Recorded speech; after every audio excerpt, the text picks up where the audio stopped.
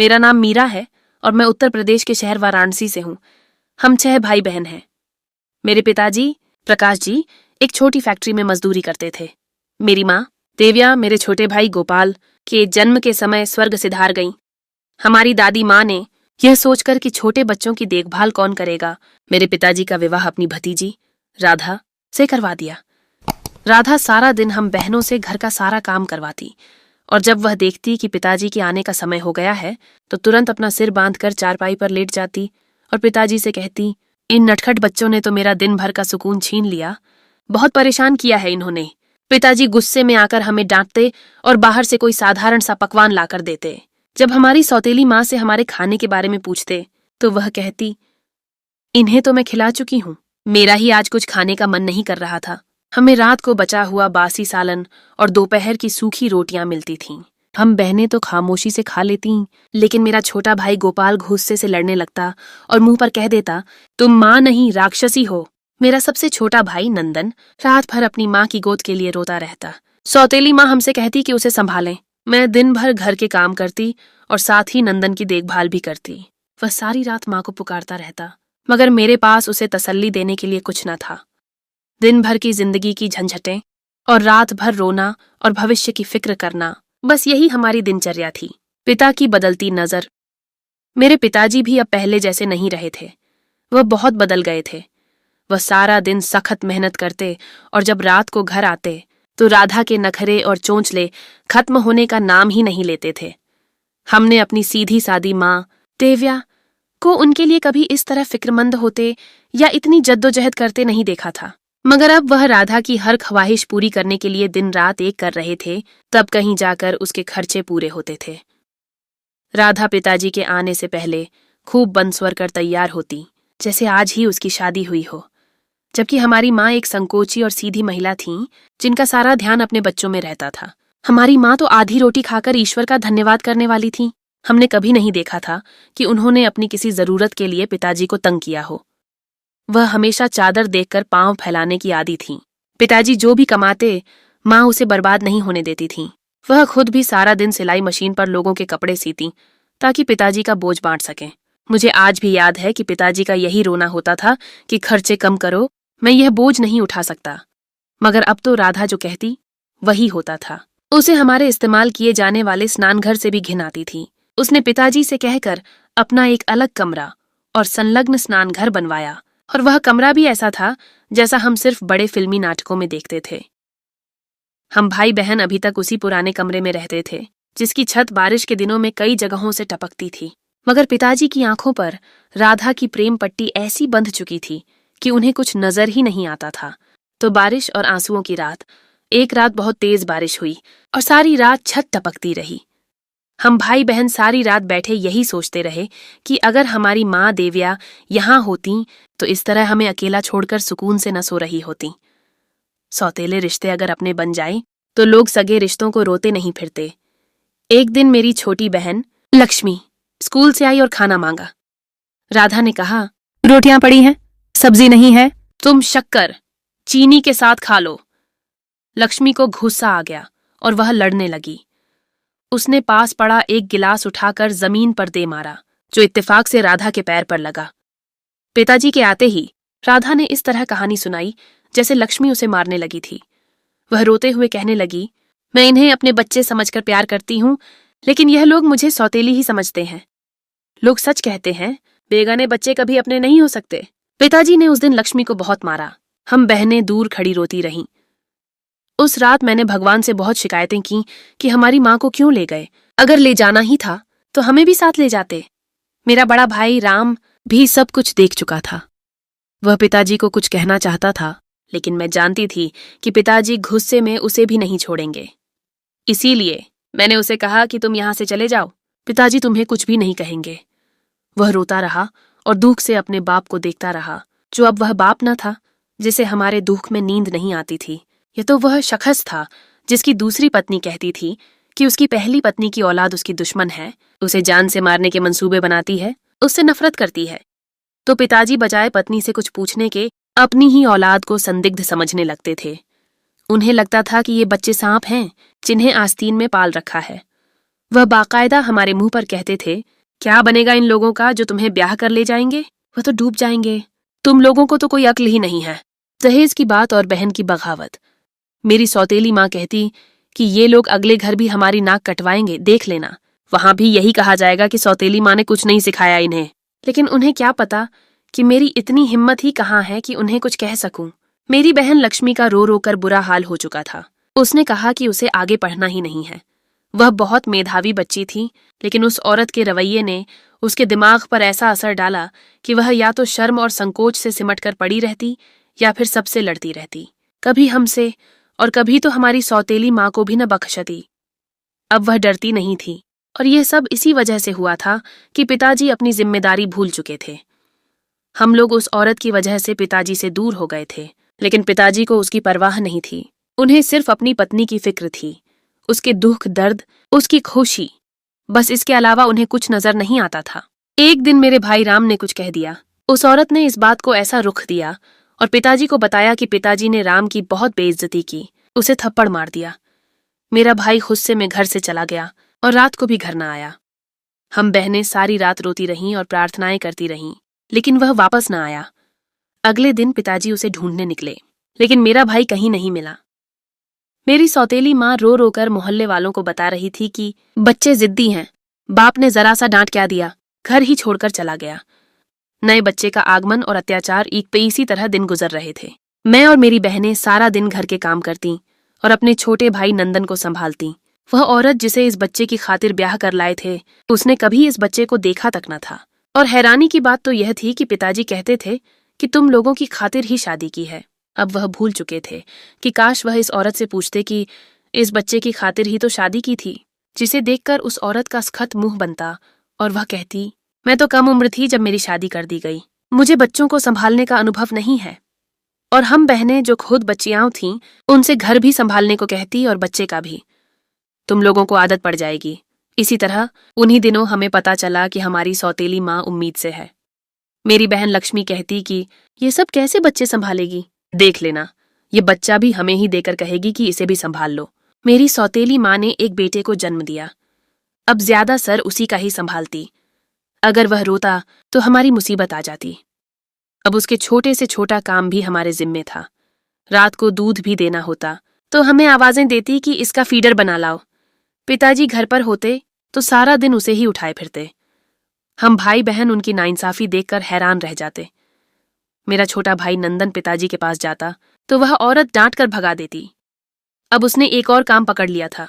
जब भी मेरा छोटा भाई उसके बेटे के पास जाता तो कहती कि यह उसे मारता है और उसकी बहनें उसे यह करने को कहती हैं। वैसे भी वह रोता तो कहती कि ये लोग मेरे बच्चे को मारते हैं। एक दिन तो उसने हद ही कर दी, कहने लगी, ये बच्चा मेरे बेटे के मुंह पर तकिया रखकर दबा रहा था। उस बच्चे को क्या पता कि यह यकीन उन बहनों की साजिश है। पिताजी हमें कहते कि शर्म करो, अगर माँ से नहीं बनती तो ये तो सोचो कि यह बच्चा मेरा भी है, तुम लोगों का भाई है। अब मेरा छोटा भाई नंदन डरता था और पिताजी के पास जाना भी छोड़ गया था। वह सारा दिन मेरा पल्लू पकड़े मेरे साथ साथ रहता था। रिश्ते की मांग और बेटी का बलिदान। मेरा बड़ा भाई राम उस दिन गया, वापस न लौटा। पिताजी अब भाई को ढूंढ ढूंढ कर मायूस हो चुके थे। उन्हीं दिनों मेरी सौतेली माँ का भाई विक्रम और उनकी माँ हमारे घर आए। उन्होंने पिताजी से मेरी बहन लक्ष्मी का रिश्ता मांगा। पिताजी ने कहा, अभी तो बहुत छोटी है, 16 साल भी कोई उम्र तो नहीं है, बच्ची है। लेकिन मेरी सौतेली माँ ने रोना पीटना डाल दिया। कहने लगी, मुझे पता था कि मेरी किसी कुर्बानी को याद नहीं रखोगे। मेरी बेटी होती तो मुझसे भी पूछते। पिताजी हमेशा ही उसके आंसुओं के सामने बेबस हो जाते। पता नहीं पिताजी उसे समझ क्यों नहीं सके थे कि कैसी औरत है वह। आखिरकार पिताजी से हाँ करवा के ही वह लोग गए। मेरी बहन लक्ष्मी ने रो रो कर अपना हाल कर लिया। उसने पिताजी से मिन्नतें की कि बाबा, सारी उम्र कुछ नहीं मांगूंगी, बस ये न करें, मुझे अभी शादी नहीं करनी। पिताजी थोड़े से नरम पड़ने लगते तो मेरी सौतेली माँ फिर से उन्हें पट्टी पढ़ाने लगती। मेरे भाई में कमी ही क्या है, बहुत अच्छा कमाता है, शरीफ है, नशा नहीं करता, इसे तो सारे खानदान में कोई भी रिश्ते से मना न करे, लेकिन वह तो मेरे कहने से इस घर से रिश्ता जोड़कर मजबूत करना चाहता है। मुझे गुस्सा आ गया।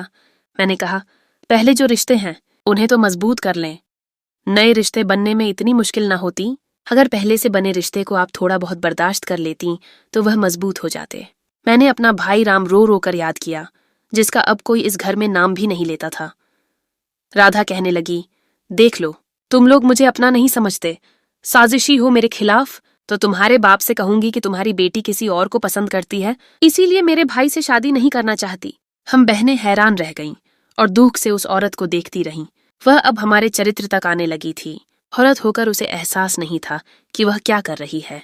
अपमान की साजिश और बेटियों की बेइज्जती। अब अक्सर ही यह होता कि मेरी सौतेली माँ का भाई विक्रम हमारे घर आने लगा। पिताजी उन दिनों घर पर न होते। मेरी सौतेली माँ मेरी बहन से कहती, विक्रम के लिए चाय बना, उसे कमरे में देकर आओ। कभी कहती, जा खाना विक्रम के साथ खाओ कमरे में। मेरी बहन अगर न जाती तो उसे मारती पीटती। उस दिन भी यही हुआ था। पिताजी के जाते ही वह आ गया और सीधा मेरी सौतेली माँ के कमरे में गया। फिर थोड़ी देर बाद वह बाहर आई और कहा, विक्रम की तबीयत ठीक नहीं है, उसे चाय दो। मेरी बहन चाय देने गई तो वह कहने लगा, जब तक चाय पी लूं तुम इधर ही बैठो। अजीब नजरों से उसे देखता रहा। फिर कहने लगा, आप बहुत जुल्म करती हैं, आपा तो तुमसे बिल्कुल भी प्यार नहीं करती, तुम तो बनी ही प्यार के लिए हो। मेरी बहन ने अपने हाथ छुड़वाने चाहे तो कहने लगा, आराम से बैठा करो, यूं नखरे न दिखाया करो, जब मेरे पास होती हो तो सब भूल जाया करो।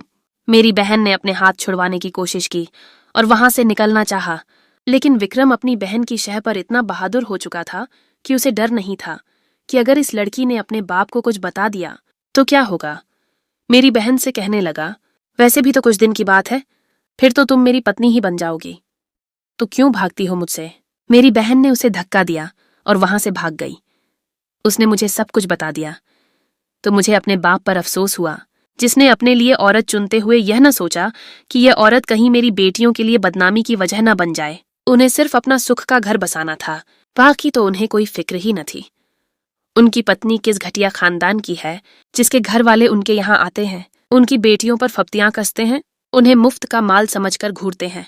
मैंने अपनी बहन को गले से लगा लिया और उसे कहा कि वह सावधान रहे, आइंदा उसे कोई जरूरत नहीं है विक्रम के पास जाने की। पहली मोहब्बत का ख्वाब।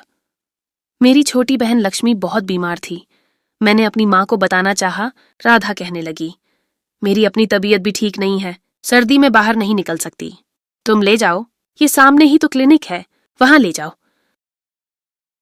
मैं अपनी बहन को लेकर क्लिनिक आई। डॉक्टर साहब मौजूद नहीं थे। मैं वहीं बैठ गई। वहां एक लड़का था जो कंपाउंडर लगता था। उसने मुझे कहा कि दोपहर में डॉक्टर साहब नहीं आते, शाम को आना। मैंने उसे कहा, मेरी बहन को देखो, उसे बहुत बुखार है। वह कहने लगा, पहले तुम्हें तो देख लूं, कहाँ रहती हो, पहले तो तुम्हें कभी नहीं देखा। उस वक़्त मेरी उम्र 15 साल थी। हम दोनों बहनें बहुत खूबसूरत थीं, लेकिन मेरी बड़ी बड़ी आंखें मुझे और भी आकर्षक बना देती थीं। एक वह उम्र भी कुछ ऐसी थी। वह तारीफ करने लगा और मुझे सराहना अच्छा लगने लगा। उसने बहन को बुखार का शरबत दे दिया और कहा, कल दोबारा डॉक्टर को दिखा लेना। मैं घर आ गई, लेकिन उसकी बातें मेरे कानों में गूंज रही थीं। कच्ची उम्र के ख्वाब बड़े खतरनाक होते हैं। मैं भी भूल गई कि मुझे ख्वाब देखने की इजाजत नहीं है। मैं भूल गई कि मोहब्बत मेरे बस का तो काम ही नहीं है। मेरे जैसी बेटियां मोहब्बत कर ही नहीं सकती, उनके लिए यह मोहब्बत सजा बन जाती है। पिता की मजबूरी और राधा का असली चेहरा। इधर फैक्ट्री में आग लग गई थी और पिताजी के हाथ बुरी तरह झुलस गए थे। मोहल्ले के किसी शख्स ने उन्हें बचाया और दवा दारू करवाकर घर छोड़ गए। पिताजी की तकलीफ देखी नहीं जाती थी। वह अपने हाथ से कुछ खा भी नहीं सकते थे। मेरी सौतेली माँ खुद खिलाती, लेकिन कुछ देर ही नाटक जारी रख सकी। एक दिन मुझे कहने लगी, तुम खिलाया करो अपने बाप को, मुझसे ये चोंचले नहीं होते।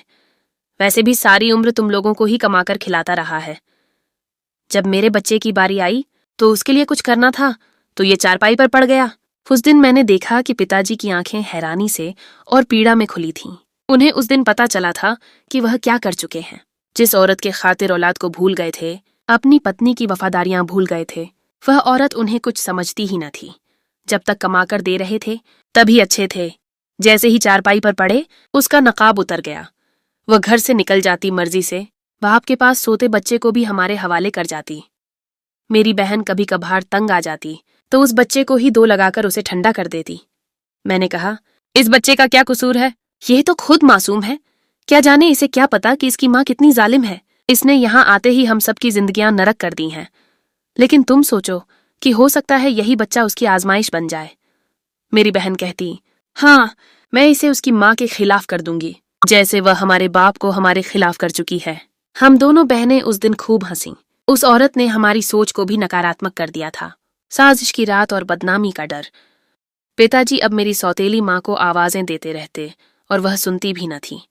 जब पिताजी कमाते थे तो अच्छे थे, अब जब कमाने योग्य न रहे तो उसे मनहूस कहती। मैं और मेरी बहनें पिताजी को संभालती। पिताजी जब मेरा छोटा भाई नंदन खाना खिलाता तो रोते जाते, लेकिन कुछ न कहते। उस रात हमें लगा जैसे कोई घर में आया है। गर्मी होने की वजह से मेरी बहन और भाई छत पर सोते थे। मैंने ऊपर से झांका तो कोई पुरुष था, जिसे मेरी सौतेली माँ सामने के कमरे में ले गई। मैंने अपनी बहन को जगाया, उसे सब बताया। वह कहने लगी, छोड़ दो, पिताजी की नेक पत्नी पर इल्जाम तो न लगाओ। मैंने अपनी बहन को देखा और कहा कि तुम्हें अब भी मजाक सूझ रहा है, लेकिन वह न मानी और कहने लगी, सो जाओ, जो करती है करती रहे। उसके बाद भी कई बार हमने देखा, लेकिन हम खामोश रहे। लेकिन एक दिन जब वह रात को मुझे जगाकर कहने लगी, नीचे आओ, तुमसे काम है। मैं नीचे आई तो मेरी आंखें हैरानी से खुली की खुली रह गईं। वह वही लड़का था जो क्लिनिक पर मिला था। मैंने हैरानी से अपनी सौतेली माँ को देखा। वह कहने लगी, कल मैं बेटे की दवाई लेने गई तो पूछने लगा, आपकी बेटी कैसी है? मैं समझ गई कि इसे तेरी भी फिक्र है। मैंने कहा, बेटी भी बहुत प्यारी है मेरी, तुम मिलने आ सकते हो। मैं परेशानी से कभी पिताजी की चारपाई की तरफ देखती और कभी उन लोगों की तरफ।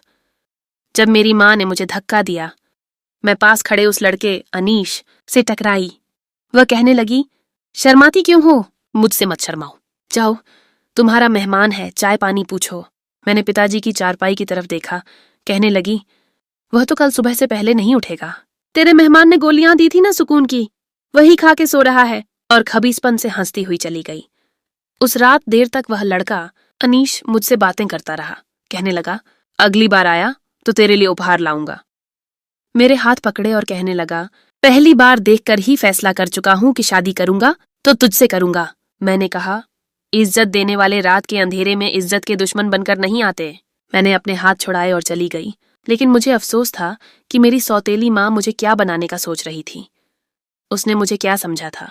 मुझे लगता था यह भी उसकी साजिश है, विवाह का वादा और राधा की बदला लेने की कार्यवाही। अब अक्सर ही अनीश आ जाता, मुझसे बातें करता, मेरी बातें सुनता, लेकिन कभी हद से आगे नहीं बढ़ाता। उस दिन कहने लगा, मैं अच्छा लड़का बिल्कुल नहीं हूं, बहुत सी लड़कियों से चक्कर रहे हैं मेरे, लेकिन तेरी मासूमियत और इज्जत को मैं मिट्टी में नहीं रोल सकता। मैं तुझसे 7 फेरों का वादा करके बहुत जल्द तुम्हें यहाँ से ले जाऊंगा और तब तक यहाँ नहीं आया करूंगा। मैं नहीं चाहता कि कोई तुम पर उंगली उठाए। मुझे उस दिन लगा था कि शुक्र है कि मैंने उसे पहचानने में गलती नहीं की। मुझे लगा था कि यही वह शख्स है जो मेरे ख्वाबों की तकदीर है।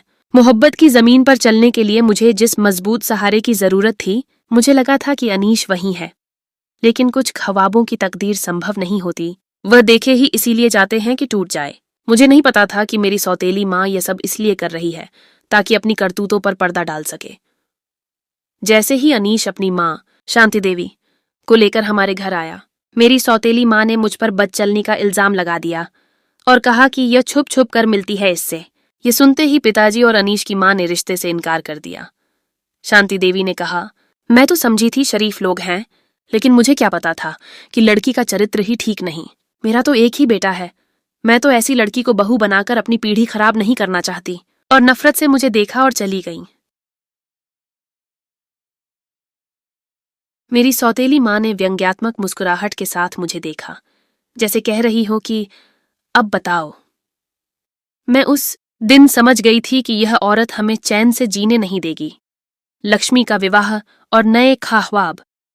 अब मेरी सौतेली माँ को मेरी बहन लक्ष्मी की शादी की जल्दी थी, इसलिए उसने पिताजी से कहा कि इससे पहले बड़ी भी छोटी वाली हरकतें करे, इसे विक्रम के साथ चलता करें।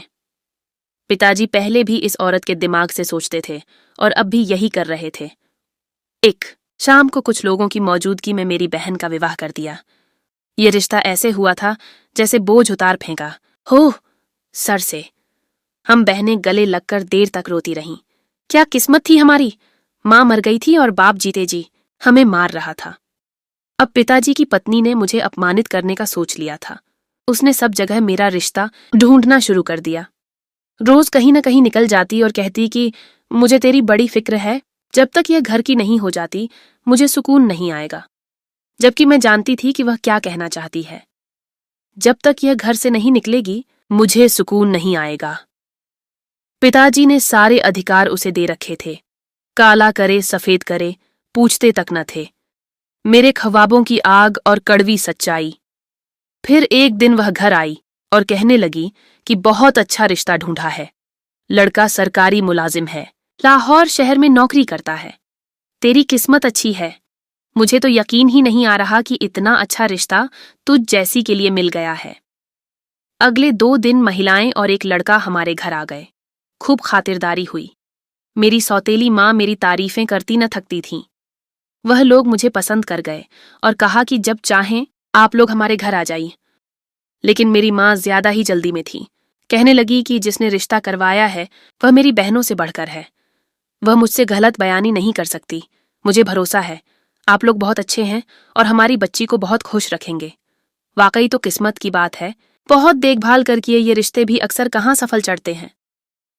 मैंने अपनी बहन को देखा जो अपनी किस्मत को कोस रही थी और अब रोने लगी थी कि कम उम्र में ही उसकी शादी हो गई।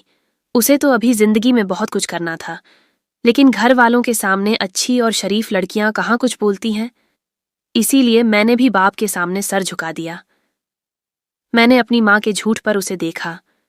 मुझे लड़ाई का डर ना होता तो कह देती कि आप तो मेरे बाप के पीछे खुद आ गई थीं, लेकिन मैं चुप रही और यही मेरी चुप्पी मुझे ले डूबी। 2 हफ्ते बाद पिताजी और मेरी सौतेली माँ मेरी शादी की तारीख तय कर चुके थे।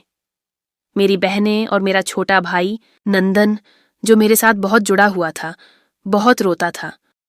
मैंने सोच लिया था कि मैं अपने घर जाकर हालात देखूंगी, फिर अपने पति से कहूंगी कि मुझे मेरे भाई को अपने पास रखने की इजाजत दे दें। वह तो मेरे बिना सोता भी नहीं था। वह सारे दिन मुझे उसकी फिक्र में पागल करते रहे, लेकिन मैं मजबूर थी। मेरे बस में कुछ नहीं था। दहेज का सांप और झूठी बीमारी। और फिर एक दिन मैं दुल्हन बनकर आरिस की जिंदगी में शामिल हो गई।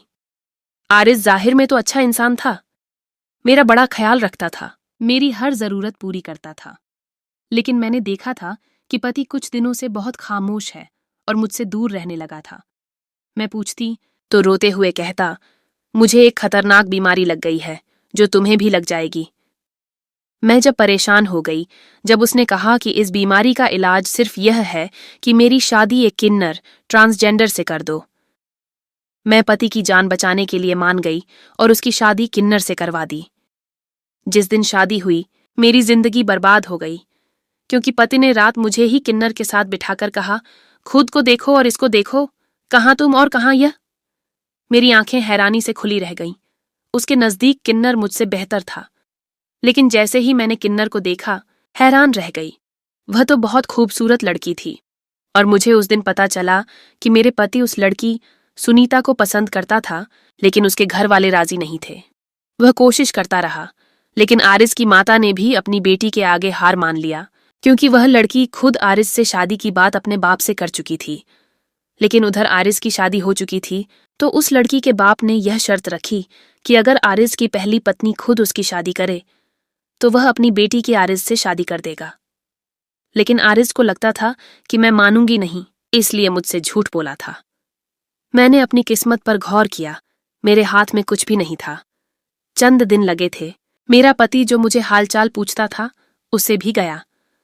मैं इस घर में फालतू सामान की तरह थी। वह लड़की मेरे पति पर कब्जा कर चुकी थी, लेकिन शायद मेरा कसूर था। मैं ही उनके बीच आ गई थी। यही सजा थी मेरी। 6 महीने गुजर गए थे। आरिस मुझे देखता भी नहीं था। फिर वह अपनी पत्नी को लेकर दुबई चला गया। वह लड़की बहुत अमीर थी। उसके खातिर आरिस ने सब रिश्ते ठुकरा दिए। मैं सारा दिन ससुराल की सेवा करती, लेकिन पति की उम्मीद नहीं थी कि वह लौटेगा भी या नहीं। सास मुझसे माफिया मांगती, कहती कि मुझे लगता था वह तुझे देखकर उस औरत को भूल जाएगा। अरे मुझे क्या पता था कि सब कुछ तेरे ही हाथों से करवाकर हमारे सर पर खाक डाल देगा। तलाक और राधा का अंजाम 1 साल बाद मेरे पति ने मुझे यह कहकर तलाक दे दी कि मैं वापस नहीं आऊंगा। मेरे इंतजार में तुम क्यों बैठी रहो। मैं फिर से वापस अपने बाप के घर आ गई। मेरी सौतेली माँ की लगाई आग ने मेरा भविष्य भी जला दिया था। अब मैं छोटी बहनों को देखकर भी उनका बस न चलता कि उनको भी जल्द से जल्द कहीं ठिकाने लगा दे। एक दिन पिताजी घर आए तो बहुत गुस्से में थे। चूल्हे पर सालन रखा था, मैं पका रही थी। मेरी सौतेली माँ अपने बेटे को दूध पिला रही थी। पिताजी ने आते ही चूल्हे से जलती हुई लकड़ी निकाली और मेरी माँ को घसीटते हुए कमरे में ले गए और पीटने लगे। मैं हैरान थी कि पिताजी तो उसके सामने ऊंची आवाज में बोलते तक नहीं थे। आखिर अब यह क्या हो गया? किसी ने उसकी पत्नी के कारनामे शायद बता दिए थे। मैं बहुत खुश थी कि जो जुल्म ये हम पर करती थी, हम मजबूर थे, नहीं बोले। लेकिन आज उसे इस सब की सजा मिल रही है। उस दिन मैंने देखा कि दूसरों के चरित्र पर उंगलियां उठाओ तो कैसे बदनामी घर का रास्ता देख लेती है। इधर मेरी बहन लक्ष्मी को उसके पति ने मारना शुरू कर दिया। ये यकीनन मेरी सौतेली माँ का कारनामा था। उसने अपने मायके खबर पहुंचा दी होगी। उस दिन भी विक्रम ने मेरी बहन को यह कहकर छोड़ दिया था कि जब तक मेरी बहन से अच्छा सलूक नहीं होगा वह मायके रहेगी। और यह यहाँ मेरी बहन ने बहुत कहा कि उसका कोई कसूर नहीं है, लेकिन वह न माना। राधा का पर्दाफाश और भाई की वापसी। हमें कुछ दिन बाद पता चला मेरी सौतेली माँ पिताजी से जान छुड़वाना चाहती है, इसीलिए अपने लिए नया घर ढूंढ लिया था। अब पिताजी ने मेरी पत्नी को तलाक दे दी।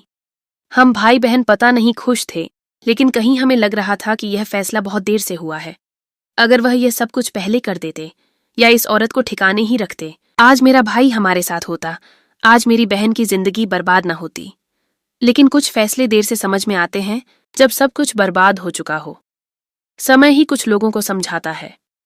मेरी बहन माँ बनने वाली थी, यह तलाक के कुछ दिन बाद पता चला। इसीलिए सभी कह रहे थे कि तलाक नहीं हुई। मेरी बहन को जब यह पता चला, उसने खुद को नुकसान पहुंचाने की कोशिश की। मैंने उसे समझाया कि इसमें जरूर कोई भलाई होगी। मेरी बहन मान गई। मैं अब उसका ख्याल रखती और दुआ करती कि उसका घर बर्बाद न हो। हमारी माँ तो पहले ही कहती थी कि यह अपने घर बसा ही नहीं सकती। किस्मत का मोड़ और अनीश की दोबारा दस्तक। एक दिन मैं उसे क्लिनिक पर जांच के लिए लेकर गई। मेरे दिमाग पर अनीश के साथ गुजरे वह सारे हसीन लम्हे दौड़े जिनके लिए कभी मैं दुआएं करती थी। लेकिन मैंने यह सोचकर मुंह दूसरी तरफ कर लिया कि मैं कहाँ उसके काबिल रही थी। अब तो मैं तलाकशुदा थी। उसके घर वाले और खुद अनीश सब कहाँ मुझे अपनाएंगे। उसने मुझे आवाज दी। बहुत अरसे बाद मुझे लगा था कि मैं अब भी जिंदा हूं। मोहब्बत भी बहुत अजीब होती है, सो जाती है लेकिन मरती नहीं। मैंने पलटकर उसे न देखा, लेकिन वह अब भी मेरे सामने था और सवाल कर रहा था कि मेरा इंतजार तक न कर सकी। मैंने दुख से उसे देखा। वह तो सब जानता था, मेरे बस में क्या था। मैंने कोई जवाब न दिया और अपनी बहन को लेकर घर आ गई। कुछ दिन बाद अनीश ने फिर से अपनी माँ शांति देवी को भेजा, जो अब बस अपने पिछले रवैये की माफी मांग रही थी और कह रही थी कि मेरे बेटे की एक खुशी जुड़ी है इस घर से, मुझे खाली हाथ न लौटाए, सब कुछ गलत फहमी में हुआ, मुझे माफ कर दें। और हैरत अंगेज तौर पर पिताजी मान भी गए। घर में शादी की तैयारियां चल रही थीं, सारा खर्चा अनीश ही कर रहा था। उसे हमारे हालात और पिताजी की मजबूरी से अच्छी तरह वाकफियत थी। सुख का सूरज और एक और कड़वी सच्चाई। जिस दिन मेहंदी की रस्म थी, अनीश के घर वाले हमारे घर आए हुए थे, जब पिताजी अपने साथ किसी लड़के को लिए घर में दाखिल हुए। बहुत खुश लग रहे थे। वह हमारा भाई था जो बचपन में खो गया था और अब माशाअल्लाह ईश्वर की कृपा से जवान था। हम भाई बहन खुशी से एक दूसरे से मिल रहे थे। ईश्वर का शुक्र था कि उसने यह दिन दिखाया। उसने बताया कि वह एक आश्रम के गुरुजी के घर में रहा, जिसने उसे अपना बेटा बना लिया और अपने साथ ही रखा, पढ़ाया लिखाया। हम खुश थे कि ईश्वर का शुक्र है वह कहीं गलत हाथों में नहीं चला गया। मैं बहुत खुश थी। मेरे भाई ने मेरा कन्यादान करवाया और मैं उसकी दुआओं में विदाई होकर अनीश के घर चली गई। मैं कमरे को देख रही थी। अनीश ने कोई चीज भी दहेज के नाम पर लेने से इनकार कर दिया था। और जो भी अब जरूरत का सामान था उसने खुद ही खरीदा था। उसी वक्त कमरे का दरवाजा खुला और अनीश अंदर आया। मेरा रुख अपनी तरफ किया और कहा कि आज मैं बहुत खुश हूं। जिससे मोहब्बत की वह मेरे सामने है, मेरी है। मैं वादा करता हूं कि तुम्हारी जिंदगी से सारी कमी दूर कर दूंगा, तुम्हारी आंखों में कभी भी आंसू नहीं आने दूंगा। मेरी आंखें ईश्वर के आभार में बार बार भीग रही थीं। मैंने अपने पति के सीने से सर लगाया। वह हंसने लगा क्योंकि मैं लगातार रो रही थी। मेरे गिर्द बाहों का घेरा करते हुए बोला, अब तुम रोती रहोगी? इधर आओ, तुम्हें कुछ दिखाना है। वह मेरा हाथ पकड़े मुझे पलंग तक लाए और एक बहुत खूबसूरत किताब दी। कहने लगा कि आज से सिर्फ मैं पति नहीं हूं तुम्हारा, मुझे अपना शिक्षक भी समझो। मैं तुम्हें रोजाना पढ़ाया करूंगा। मैंने खुशी से अपने पति को देखा, जिसे पता था कि मुझे पढ़ने का कितना शौक था। सास की साजिश और वफा पर शक। अनीश की 3 बहनें थीं जो शादीशुदा थीं। अनीश की माता शांति देवी अच्छी महिला थीं, मुझसे बेटियों की तरह मोहब्बत करती थीं। लेकिन मेरी सास ने मुझ पर बदचलनी का इल्जाम लगा दिया। कहा उन्होंने खुद मुझे पहले पति से बात करते सुना है कि वापस जाना चाहती थी और शुद्धि के लिए शादी की थी। आंगन में सब घरवाले जमा थे। मेरे पति ने मुझे जोरदार थप्पड़ मारा और धक्के देने लगा। मैं हैरान थी कि यह वह अनीश तो नहीं है, ये तो कोई और था। बार बार मुझे घटिया औरत कह रहा था कि तुम्हें इतनी मोहब्बत और इज्जत दी और तुम्हें रास नहीं आई। मेरी सास भी आगे बढ़ बढ़कर अनीश को उकसा रही थी कि दफा कर, जान छुड़ा। मैं तो पहले ही कहती थी ये तेरे काबिल नहीं है, तुझ पे ही इश्क का भूत सवार था, अब देख ले। मुझे धक्के देकर मुझे घर से निकाल दिया और दरवाजा मुझ पर बंद कर दिया। मैं बार बार दरवाजा पीटती रही, कस्में खाती रही, लेकिन आज उस शख्स ने मुझ पर भरोसा न किया जो मेरी शराफत और मासूमियत की कस्में खाता था, जिंदगी की सच्चाई और भाई का सहारा। आज 3 साल हो गए हैं। मेरी बहन को उसका पति वापस घर ले गया। मेरी सौतेली माँ के करतूतों ने उन्हें मायके में टिकने न दिया। उसके घर वालों पर सच्चाई खुल गई। पिताजी पिछले साल हम भाई बहनों को छोड़कर इस दुनिया से विदाई हो गए। अक्सर 2 मोहब्बत करने वाले बेवफा न भी हों, सब भी आजमाए जाते हैं। कभी किस्मत, कभी मजबूरियों और कभी बदगुमानी उन्हें दूर कर देती है।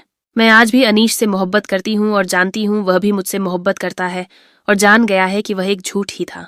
बदगुमानी दूर हो गई थी। भाई के कहने पर मैं फिर से अपने घर वापस आ गई। मैं नहीं चाहती थी कि मेरी किस्मत में हमेशा का इंतजार आए, क्योंकि मोहब्बत बार बार दस्तक नहीं देती।